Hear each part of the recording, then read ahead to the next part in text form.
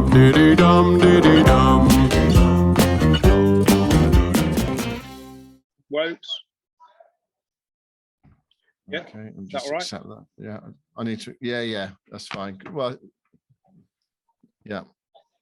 Okay. I'm ready to go. Yeah, I'm ready to go. Okay, fine. All right, fine. Right. I'll just record on this. Fine. Hello and welcome to the Analyst Inside Cricket. Now look back at the fourth test, the LV Insurance first day of the fourth test here at the Oval. Big clear up going on behind us. It's been a full house here at the Oval today, and the cleaners are now getting ready for tomorrow, of course. Full day's play today, and 13 wickets fell. I think it's the most wickets that have fallen on the first day of an Oval Test match since 1926. There's a stat for you. England, I suppose, would consider themselves, Simon, just about in the advantage. 53 for 3, having bowled India out for 191. How do you see it? Well, the Joe Root wicket before the close of play has given India a massive lift, I would say. It's the first time they got rid of him really cheaply during this series.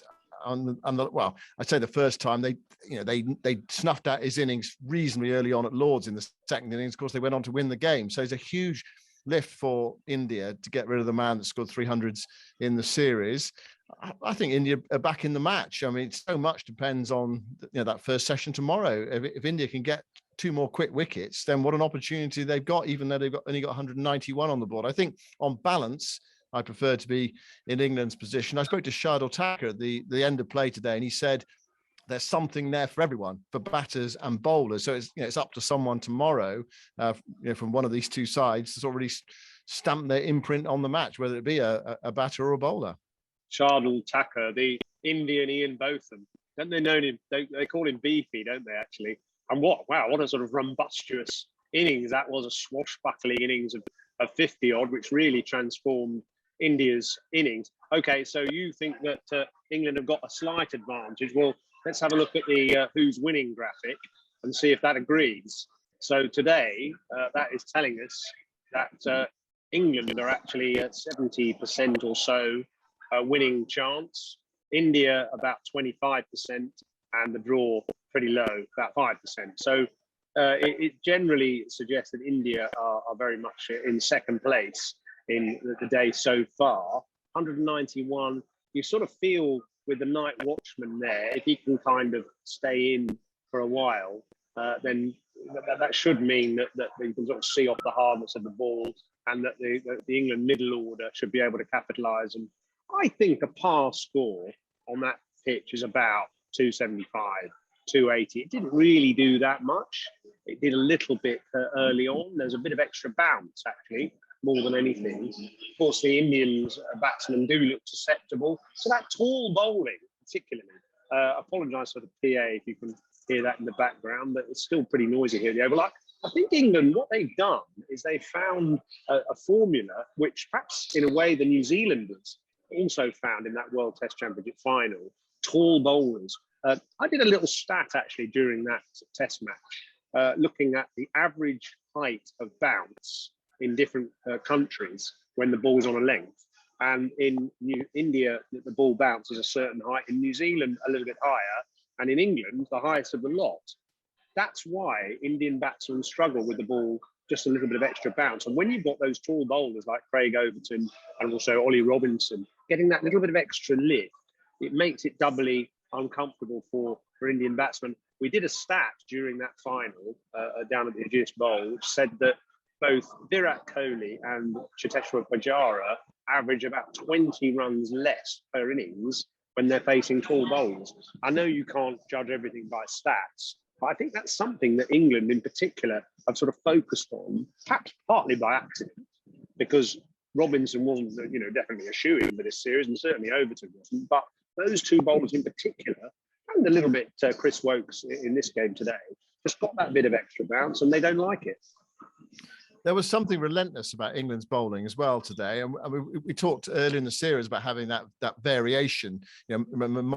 Mark Wood played and Sam Curran played, Wood with the extra pace and Curran with the left arm. But actually, I think you look at some of the pitches that in this series has been played on, if you have 4 right-arm seamers just hammering away the whole time, that actually works for England in these conditions. There was a little bit in the pitch.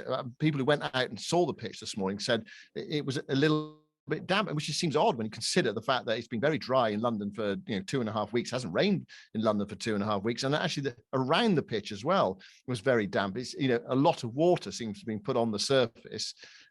Whether that was to negate the possibility of Ashwin playing and sort of keep him out of the match, that worry that on a dry surface he could just cause havoc. I don't know. In the same way that you go to India and that Chennai second pitch was extremely dry at the start, the ball's going through the top, whether England actually in the end, after saying this summer we want to play on good pitches, dry pitches that start dry and then deteriorate, because that's the best preparation for Australia, and as if they got here and thought, well, actually the series is right and the balance is 1-1. We don't want a dusty turning pitch. We want to keep Ashwin out of the series. I mean, there was it felt like a bit of an element of that really, because the conditions here today weren't really the conditions that we've had in London for the last 2-3 weeks, something like that. I mean, it's barely rained since the Lord's Test match. Although it hasn't been very sunny either, so that sort of hardness you're trying to get into a test pitch hasn't been easy to achieve. It was an interesting decision, wasn't it, Root, to field first? I mean, it did look a little bit greener than some oval pitches, but the stats say since '91 that 14 teams have won the test match batting first, and only 10 have won it batting second. So, in a way, Root wasn't particularly influeed by the statistics. Sort of, I suppose they're roughly in a balance, but more teams have won the test match here batting first. It does tend to kind of not get that much worse, this pitch. So I suppose he thought overhead conditions, Indian batsmen looking a bit susceptible to the moving ball, England's bowlers on a bit of a roll, maybe give them first go. Actually, it didn't work with the current bowlers. It was Chris Woakes who made the early intrusions, really. Yeah, Woakes was superb. I thought he sort of dragged it forward after quite a flat first half an hour or so. India got away, 28 for no wicket after 7 overs, and thinking, hold on a second, was this the right decision to bowl first? Actually, Chris Woakes afterwards said it was as much the overhead conditions that convinced England to bowl first as the pitch itself, but it was a little bit tacky. So overhead conditions combination and the prospect of better weather during the game as well as the game goes on, perhaps some sunshine tomorrow, you feel, well, is second day, third day going to be the ones that are going to be better for batting on? Let's take any advantage there might be here on the first day. But you're right. I mean, the Oval, normally you turn up at the Oval and you bat first, don't you? That's generally what happens. Australia put England in here 2 years ago, lost the Test match. I remember Glenn McGrath going, what on earth have they done? Why have they put England in? It's the wrong decision. Tuffers he's played a lot of cricket here as well, saying, at the Oval, mate, you always bat first at the Oval. But, not today. Cody said he would have batted, say he would have bowled first. Joe Root did bowl first. And, you can't argue with 191 all out. I don't think you can you? At 127 for 7. Yeah. Yeah, exactly. At one stage. And then Tucker changed this. Well, he had changed the course of the day, hasn't he? 127 for 7, India looked out of it, but 191 and 53 for 3. I agree, England are favourites, and your graphic says actually more decisively favourites perhaps than I would give them at the moment, although you'd rather be in their position. But what he has done is he has given India some hope in this match. I don't think there's any doubt about that. Yeah, I mean, actually, that graphic, the who's winning graphic, has been a little bit flawed during this series. I mean, I based it on the betting stats, the various betting agencies and what they come up with, and their general kind of analysts are pretty good at the history and using the stats and looking at the scenarios, but it hasn't necessarily proved reliable. I'm glad I haven't been betting on this series, and I'm sure you are as well. And I'm certainly not going to be betting on this Test match, but both sides' batsmen do look a bit fallible, and it's just which bowlers get on a roll.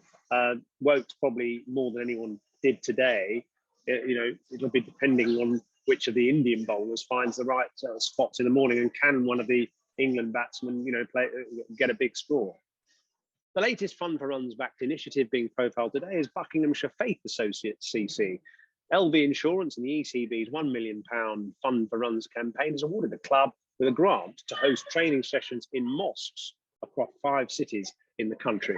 The Buckinghamshire-based club is working on introducing all-stars cricket, dynamos cricket, and also hosts a women's softball cricket league, which they believe can provide individuals with a pathway to coaching and development training programs. The club has identified institutions that have been advocating diversity, and they plan to arrange for urban hubs which promote cricket activities. So India making 191 all out today, and there were 2 half centuries. We've talked about Shardul Thakur, who chanced his arm, and it really came off him. The fastest Test 50 at the Oval, beating Ian Botham, who set the previous mark. He got to his 50 in 31 balls with 6 fours and 3 sixes. He had a bit of luck, but he also hit the ball so cleanly. Another half century early in the day, very different half century from Virat Kohli, who played several fine strokes. He actually picked out the fielder with 2 of his best shots through the offside, and rasping cover drives, picked out the fielder at extra cover, but he also found the boundaries well. Got to 50 and then was dismissed again by Ollie Robinson. Kohli good today, but I think in these conditions against this England bowling attack, early September, you're never quite in. As Rohit Sharma said it, you're never quite in England. And I had that sense with Kohli today. He was dropped, of course, on 22 by Root away to his right at first step. A strange one, actually, because when you look at it afterwards, you thought, well, was that a second slip catch for Rory Burns? He seemed closer to Burns, but it seemed to sort of swing away from Root. It was a really odd one. I've not seen the ball do that before. It seemed to swing away from him, and he kept going, and he put it down anyway. So, and Kohli played missed, but he also played some nice shots. So battling away. An innings actually of quite high skill, because wickets were falling around him, but still not able to turn it into the really big score that India were looking for. No, and I think that this happens to batsmen. I think coming to England, the top batsmen, or some of the better batsmen, can get a bit neurotic by playing in England, because if they do start a series badly and they get out a few times on seaming pitches or with the ball swinging around, they start examining their technique, looking at the foot movements, looking at the bat swing, looking at head positions, and maybe their trigger movements have changed and all that. It's probably nothing to do with that at all. It's just that you get balls in England that are difficult to play. They move late. Bowlers get on top of you through persistence and help from the pitch and help from overhead. And batsmen almost are their own enemies in the end, their worst enemies, because they start fiddling around with their technique rather than just saying, look, sometimes I'm just going to get a good ball here. It swung a bit. I went for the drive. Another day, I'd hit it in the middle, as Kohli did a few times today. And some days you nick it. And actually, they can make it worse by then going into their sort of little analytical shell and saying, oh, do I need to change this? Do I need to change that? Kohli has done a bit of that. And he started sort of a bit of soul searching. I think you can almost see it. You can see a bit of introspection going on in his head, and like exasperation. And am I doing it right? And therefore, your natural flow and rhythm is disrupted. And you miss out on balls you should be putting away. And then one good ball comes along and your wickets are gone again. I think Robinson's got a bit of a hold over him. And as I said before, there is that thing about the ball bouncing a bit extra from these England bowlers in England, which does discomfort the best Indian players. Robinson being probably the prime example in this series. He's the sort of bowler that you just don't want to face. I know when Angus Fraser and I played together for many years for Middlesex, and people have compared Robinson a little bit to Angus Fraser. High action, nagging line and length, gets that ball to nip back into your thigh all the time. You don't want to face those bowlers in the net, and you probably don't want to face them much in the middle either, because they just don't let you get away. And Robinson's got Kohli, a number of times now. It's a tough time for a batsman. Kohli's probably wishing he could just get home to Mumbai and see the sunny skies and those flat, dry pitches of India, because there's no sort of escape here at the moment. It was a workman-like 50, but it's pretty much his best score of the series. He just never has quite got going. Yeah, it was a strange dismissal as well, because I think the ball was just slightly angling back in from Robinson, and Kohli was trying to turn it away into the onside, and it just feathered the outside edge. It wasn't as though it pitched on, left him, and he nicked it through. It was a peculiar dismissal. Anyway, gone for 50. India 105 for 5. I mean, Rahane struggling. I felt with Rahane today, any self-respecting middle order player doesn't want to drop down a place. India are rejigging their batting order today, pushing Jadeja up to 5. I thought that was curious because this is a guy who has done most of his Test match batting at 7 or 8, and then he's asked to come in quite difficult conditions and suddenly bat at 5. And yeah, it was a real test for him. I think he struggled. And so he went for 10. And Rahane, you know, he can't get a run at the moment, can he? It's not been a great series for him.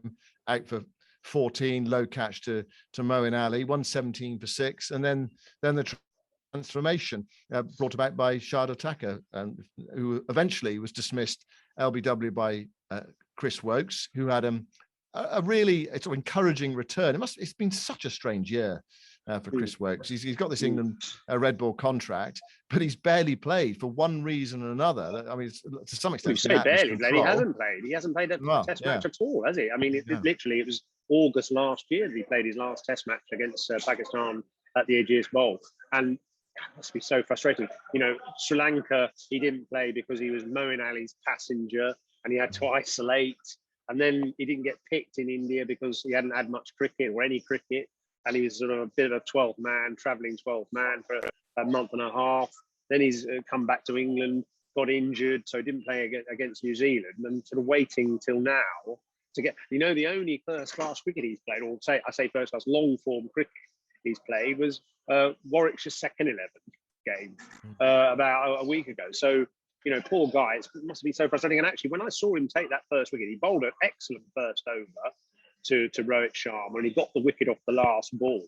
And I've never seen Chris Wokes so expressive as after that wicket, punching the air, high fives, jumping up and down, grin all over his face, you know, really, really expressive, which said to me, you know, obviously delight at getting the wicket, but just like huge amount of frustration being expelled there.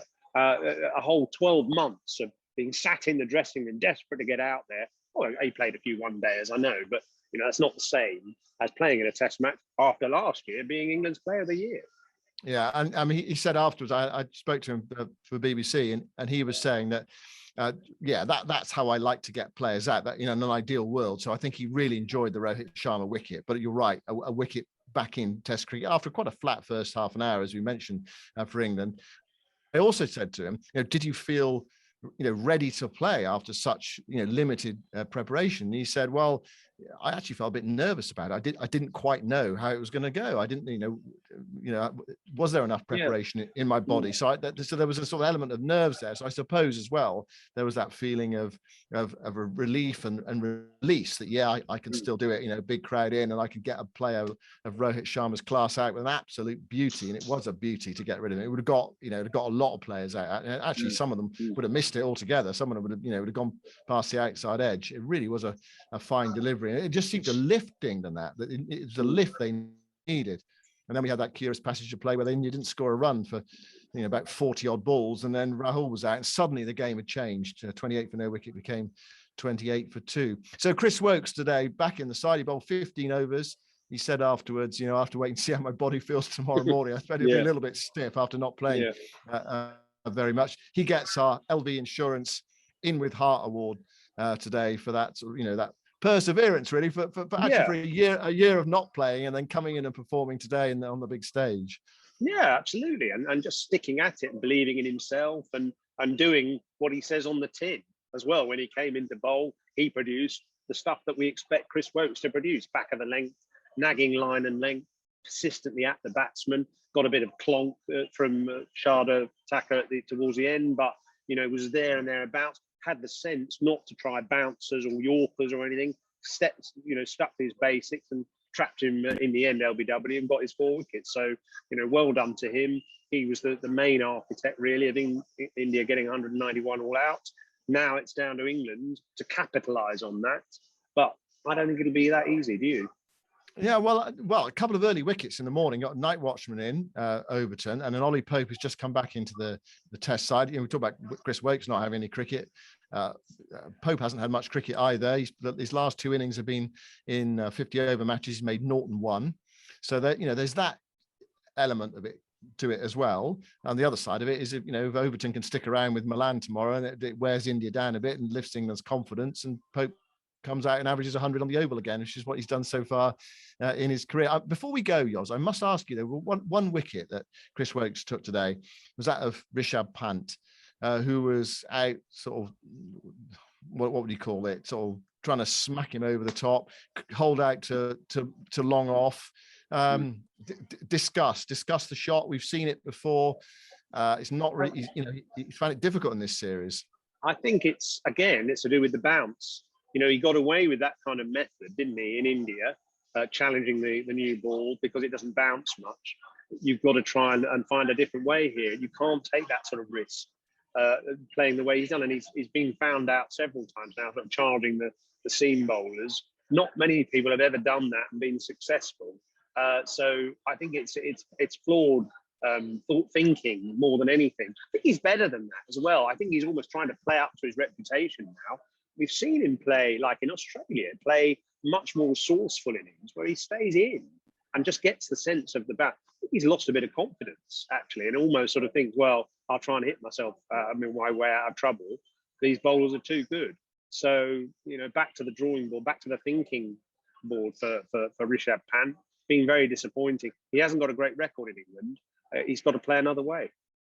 Yeah, he did get 100 at the back end of the last tour here, which is a huge lift for him. So he's got the memory of that. But previous to that, it wasn't so good for him. And this tour has been quite chastening for him. But there's still time to turn it around. It's another fascinating game. We said at the end of the last Test match we wouldn't predict what's going to happen as the series goes on, because it's become a bit of a fool's game. And I perhaps feel like that about how the rest of this game will go. England are 3 down. They've lost 3 big wickets.